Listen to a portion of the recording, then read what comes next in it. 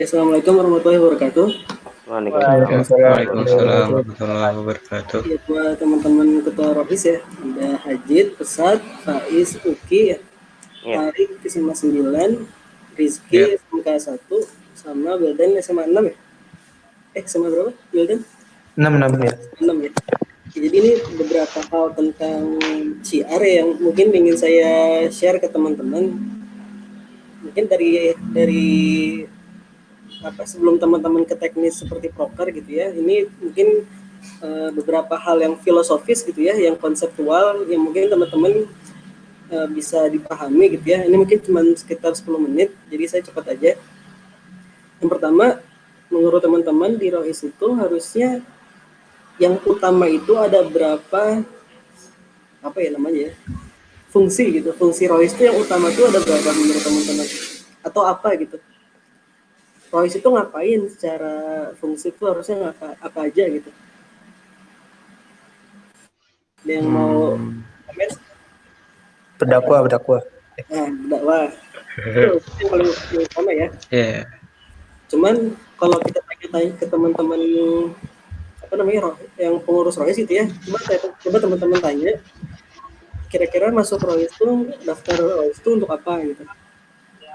Ya saya sih kalau saya sendiri nanya ke teman gitu ya, 90% tuh nanya pengen dapat ilmu, bener gak? iya betul. Sisanya Semuanya kayak gitu. ya sisanya paling kayak nambah temen lah, nambah pengalaman gitu ya. Cuman yang paling utama itu biasanya nambah ilmu, nambah wawasan keislaman. Jadi sebenarnya ini agak nggak nyambung gitu ya. Rohis itu gunanya berguna ya, fungsinya berdakwah. Tapi yang datang, yang masuk itu pengennya dapat ilmu. Aneh gak sih? Kebalik kan. Ya gitu. Jadi yang satu antara supply dan demand itu, antara fungsi sama yang gabung itu agak nggak nyambung gitu. Jadi sebenarnya makanya fungsi utama Rohis itu yang pertama adalah membina pengurusnya. Jadi jangan sampai teman-teman jadi pengurus itu nggak dapat apa-apa gitu ya, cuma dapat capeknya doang. Yang kedua adalah tadi benar berdakwah ya. Kalau misalnya saya sendiri memisahkan dakwah itu dan untuk kepada dua hal gitu ya, itu si slide-nya kelihatan kan ya? Kelihatan. Itu yang pertama itu syiar, yang kedua itu pelayanan. Bedanya apa? Syiar itu yang mengajak atau menyuruh manusia kepada jalan Islam, sedangkan pelayanan memenuhi kebutuhan manusia agar mereka bisa menjalani aktivitas mereka dengan baik. Nah ini yang pelayanan ini sebenarnya agak apa ya, keteteran mungkin ya di tiap orang. Saya juga baru tahu ini ketika kuliah. Kalau kita misalnya dakwah tentang Quran nih, dakwah Quran, syiar Quran itu contohnya adalah mengajak seseorang untuk tilawah Al-Quran 1 juz per hari misalnya itu ya. Jadi mengajak orang buat tilawah. Kalau pelayanan Quran itu teman-teman membagikan Al-Quran secara gratis bagi yang tidak punya, supaya dia bisa tilawah, bisa baca Quran kapanpun gitu, sekolah ataupun di rumah. Jadi itu dua hal yang berbeda tuh dakwah kita tuh. Yang pelayanan ini memang masih jarang, tapi ya makanya saya share di sini supaya mungkin teman-teman dapat ide apa gitu.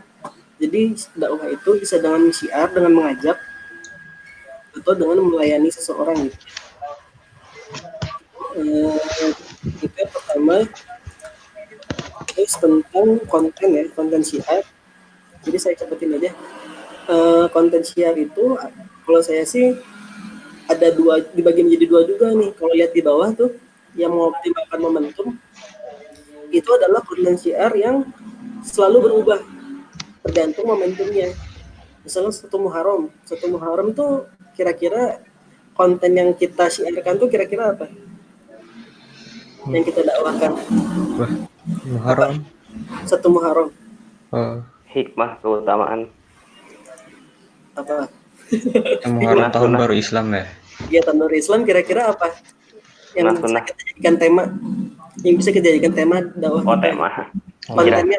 Misalnya menjadi pribadi yang baik dari tahun sebelumnya. Hijrah gitu kan ya. Jadi jadikan tahun ini menjadi lebih baik daripada tahun sebelumnya gitu. Ya itu contoh konten buat satu Muharram. Terus kalau misalnya Isra Miraj apa? Tentang sholat ya. Iya. Kalau Maulid Nabi berarti tentang apa? Sirah Nabawiyah dan sebagainya. Nah, jadi syiar yang ini tuh berubah-ubah. Tapi kalau saya sih usul nih, ini sih sebenarnya dari Fornusa ya, Forum Rohis Nusantara, mungkin sekarang udah nggak ada. Tapi dulu tuh ada Fornusa itu bikin suatu syiar yang berkelanjutan gitu, tidak berubah. Kenapa? Kalau teman-teman lihat itu, kenapa harus terus-menerus itu? Kalau misalnya teman-teman lihat ada orang yang bingung bercabang tuh, ada jalan bersabang dia bingung ya. Terus Iya, bisa. ada. Nah, Iya, ada. itu tuh maksudnya adalah jangan sampai orang yang mau belajar Islam tuh bingung, Islam tuh sebenarnya apa sih? Apakah hijrah, apakah sholat, apakah apa gitu. Jadi orang yang baru belajar Islam itu jadi nggak bingung gitu. Jadi Islam itu apa, Rohis itu ngapain gitu, jadi nggak bingung kalau misalnya kita punya konten yang berkelanjutan atau terus menerus gitu ya. Yang kedua seperti ini nih, gambar batu yang ditetesin air ya. Tahu ini Iya. nggak, patah Sundanya tuh, ada tuh pepatah Sundanya ya. Jadi kalau misalnya kita tetesin batu yang keras dengan air yang lembut, kalau terus menerus walaupun kecil gitu ya, itu akan bisa apa namanya bolong gitu ya. Kalau misalnya Iya. tetesin batu walaupun kecil gitu, walaupun air itu lembut nggak sakit gitu ya, tapi kalau batu yang keras itu bisa bolong gara-gara air itu. Ya begitu juga dengan objek dakwah kita gitu ya, teman-teman kita mungkin dia waktu kelas 10 gitu ya, dia tuh ya bisa dibilang apa ya, bandel lah gitu ya. Tapi kalau misalnya kita dakwah terus menerus yang itu aja gitu ya, insya Allah dengan pelan-pelan dapat hidayah juga gitu. Nah kalau di Fornusa itu dulu mengusulkan 3 hal untuk dijadikan konten yang terus menerus gitu ya. Jadi ntar kalau teman-teman syiar misalnya bingung nih, aduh apa lagi nih ya konten buat medsosnya, ya udah tiga ini aja nih. Kalau misalnya teman-teman bingung, yang pertama ngajak ngaji tiap hari, mau 1 ayat, mau 5 ayat, mau 1 halaman, mau 1 juz gitu ya, terserah, yang penting ngaji tiap hari. Yang kedua back to masjid sebagai apa ya, pusat peradaban Islam ya zamannya Nabi Muhammad gitu. Tapi karena sekarang lagi lockdown, lagi PSBB, mungkin apa namanya, bisa di rumah dulu gitu ya, tapi tetap masjid, keutamaan masjid tetap harus kita kampanyekan gitu, kita siarkan. Yang ketiga adalah teladani Nabi ya. Mungkin sekarang orang lebih tahu apa artis Korea gitu daripada Nabi ya. Jadi kehilangan apa namanya uswah gitu ya, kehilangan seorang panutan gitu ya. Sekarang tuh orang yang pengen kayak gimana tuh pengennya ya orang kayak Korea gitu ya. Tapi ya kita makanya sebagai rohis harusnya mengenalkan Nabi kita itu adalah ya puncaknya manusia gitu ya, manusia yang paripurna, sempurna gitu, yang tiada satu kesalahan gitu. Nah terus nah itu jadi kontennya itu ntar mungkin buat di medsos, kalau misalnya bingung mau apa, kalau teman-teman udah punya rencana ya silakan lanjutkan gitu ya. Kayak misalnya Man 1 apa SMA 7 gitu ya, itu keutamaan tarawih tiap hari itu setelah hari itu nomor 16, 17 terus sampai sekarang. Terus kalau tadi apa yang Asmaul Husna tuh dari mana? Di saya. SMA 9 Iya. ya. Nah itu terus lanjutin aja, tapi kalau misalnya lagi bingung mau apa, nah bisa 3 ini gitu. Ini dari Forum Rohis Nusantara yang di pusat gitu ya, yang di Jakarta. Sebenarnya ketuanya sekarang masih anak orang Bogor. Wah, Diganti dari dulu mantap. gitu. Jadi anak FSRB juga dulu waktu kelas 10, dia kelas 10 kan saya masukin FSRB, saya jadiin koor. Terus dia ikutan apa ya namanya, Munas Rohis apa ya, Musyawarah Nasional Rohis di Cibubur, kepilih jadi ketua ternyata kelas 10 gitu. Nah sampai sekarang udah ganti-ganti tuh kayaknya. Masya Allah. Dari 2014 atau 2013 gitu ya. Tapi kayaknya sih udah bubar itu Rohis udah. Karena Kementerian Agama sendiri bikin acara Jambore Rohis kan tiap 2 tahun sekali. Nah itu jadi forum Rohis yang resmi. Nah forum Rohis Nusantara itu jadinya membubarkan diri dan gabung ke situ gitu. Nah, yang ketiga ya, tadi yang pertama tentang syiar dan pelayanan, yang kedua tentang konten syiar, yang ketiga tentang syiar multimedia. Nah kalau misalnya kita, ini kenapa pentingnya, teman-teman sih udah bagus ya melaksanakan, cuman ini pengen mempertegas kenapa teman-teman harus siar multimedia, karena yang pertama ya teman-teman bisa berdakwah 24 jam dalam 7 hari itu tanpa henti itu ya di sosial media gitu. Teman-teman lagi tidur jam 12 malam gitu ya, teman-teman bisa berdakwah padahal lagi tidur. Gimana coba? Lagi tidur nih teman-teman. Postingan kan masih ada nempel. Masih ada. Ada orang yang lagi galau gitu ya, bangun jam 12 malam nggak bisa tidur, ya sosmed lihat medsosnya Royce, ya itu teman-teman lagi berdakwah tuh. Kalau teman-teman lagi tidur jam 12 malam gitu. Yang kedua menjadi corong Masya opini. Allah. Yang dari yang pertama ya itu kenapa teman-teman harus ya multimedianya harus kuat, karena ya teman-teman lagi diem aja, lagi berdakwah juga gitu. Yang kedua sebagai corong opini. Nah teman-teman bisa ntar membagikan apa ya, misalnya kejadian-kejadian nasional gitu, apa ya contohnya ya, misalnya ini kalau misalnya di kampus gitu ya, misalnya kalau di kampus tuh kan suka demo BBM naik gitu ya, kalau di kampus mahasiswa kan suka gitu ya, kalau ada BBM naik kan demo. Nah itu Royce tuh bisa menjelaskan kenapa BBM tuh nggak boleh naik secara syariat gitu ya, gitu. Itu kalau misalnya di kampus, kalau di sekolah mah nggak usah begitu teman, intinya kayak gitulah contohnya gitu ya. Yang ketiga bangun citra. Nah teman-teman udah kenal namanya pencitraan kan ya? Ya itu kalau misalnya teman-teman Royce-nya cuma 5 orang nih yang daftar nih, pengurusnya cuma 5 orang, tapi medsosnya aktif banget, setiap hari ngepost, itu seolah-olah tuh yang pengurusnya banyak gitu. Bener nggak? Seolah-olah tuh Royce-nya tuh organisasinya tuh bagus banget gitu, padahal cuma 5 orang gitu. Jadi tapi karena aktif, karena konsisten, sehingga citra Royce tuh jadi bagus gitu. Membangun citra Royce tuh bagus dengan sosial media itu. Yang keempat ya, harus komunikatif ya. Teman-teman bisa cari tahu apakah ini sebelum di post gitu ya, dicek dulu apakah ini sudah pesannya tersampaikan atau enggak, maksudnya salah atau benar gimana gitu ya. Nah, terus kalau jenis media ada offline ada online. Ya kalau teman-teman di sekolah ada mading gitu ya, ada buletin Jumat, ada majalah misalnya, atau ada macam-macam, itu ya berarti sekarang sudah belum bisa dilakukan dulu ya. Tapi untuk yang online nih, mungkin kita bahas nih kira-kira idealnya Rohis itu punya medsos apa aja. Coba yang sekarang tapi teman-teman mikirnya jangan dari sisi Rohisnya, dari sisi teman-teman sekolahnya gitu. Kira-kira mereka tuh lagi gandrung sama medsos apa, dan kita masuk ke situ gitu. Ada yang mau komen nggak? Yang pertama kan pasti IG ya. Iya. IG. Iya. IG kan mereka pasti kan kalau lagi bengong di rumah pasti kan scrolling IG gitu ya. Iya, Instagram.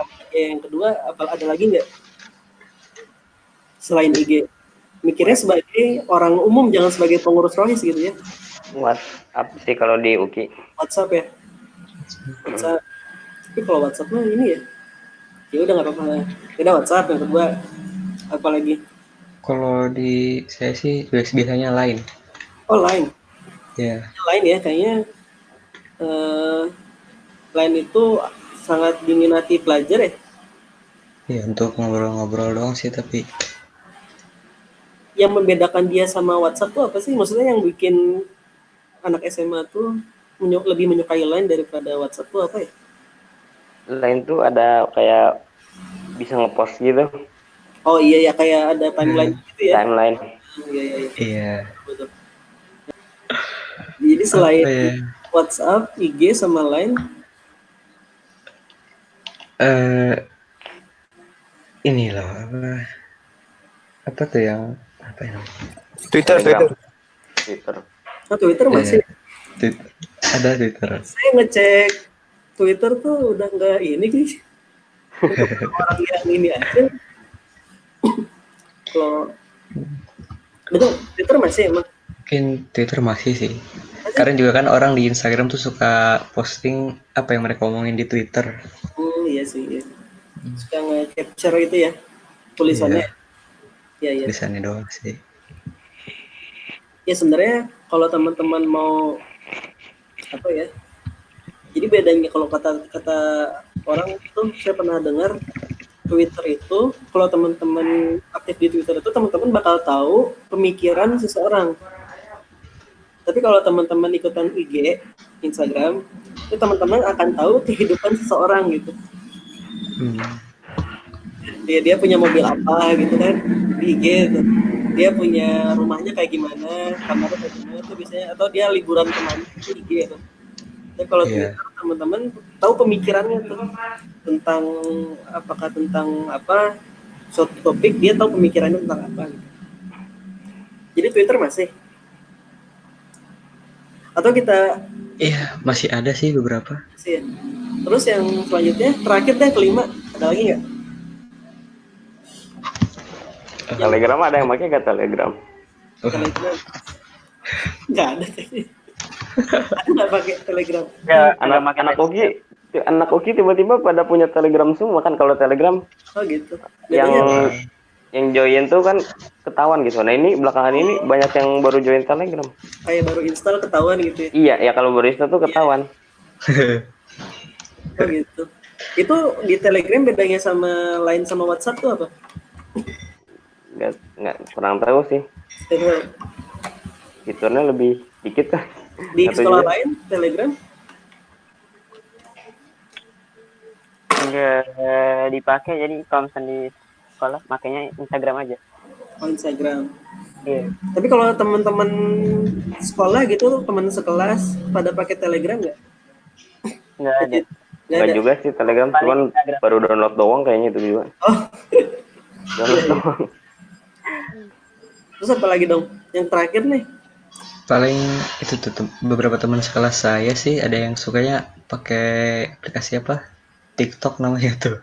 Waduh, Astagfirullahaladzim. Nah, itu berarti. TikTok FSR. Nah, itu ada 5 berarti nih ya.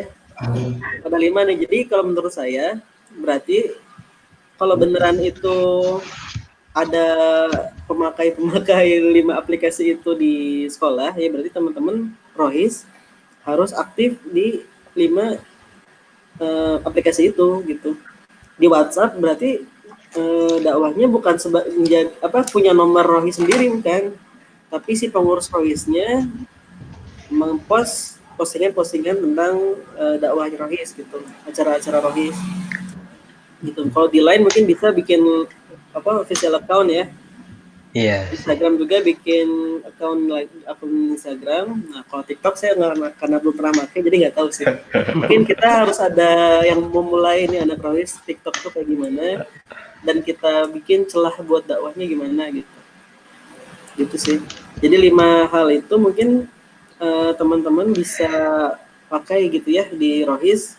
Coba aja dulu kalau misalnya dimulai dari yang paling banyak gitu ya, IG paling banyak berarti IG dulu. Kalau sudah bagus, sudah konsisten, baru yang lain, terus ke bawah sampai yang paling dikit dari 5 aplikasi tadi gitu. Jadi mungkin supaya, karena ini kita nggak tahu sampai kapan gitu ya, bisa jadi ntar teman-teman tahun depan tahun ajaran depan juga masih kayak gini gitu.